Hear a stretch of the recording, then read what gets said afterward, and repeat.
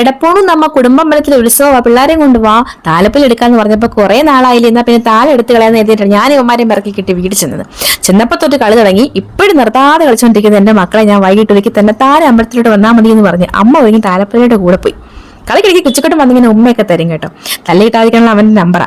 എന്തായാലും ഘോഷയാത്രയും എഴുന്നള്ളത്തൊക്കെ അമ്പലത്തിൽ എത്തിയപ്പോഴത്തേക്ക് ഞാനും എന്റെ പുന്നാര പിള്ളേരും അവിടെ എത്തി കേട്ടോ. പിന്നെ അവിടുന്ന് കുറച്ച് പ്രസാദമൊക്കെ വാങ്ങിച്ചത് അവന്മാർക്കും കൊടുത്തു. പിന്നെ അവിടെ കിടന്നും കളിയായിരുന്നു കുറേ സമയം. ചെന്നപ്പോൾ നല്ല വെടിക്കെട്ടായിരുന്നു കേട്ടോ. ഇത് കണ്ടുകൊണ്ടിരിക്കാൻ നല്ല ഇഷ്ടമാണ് എനിക്ക്. എനിക്ക് ഭയങ്കര ഇഷ്ടം. ഒരു മനസ്സമാധാനം കേട്ടോ.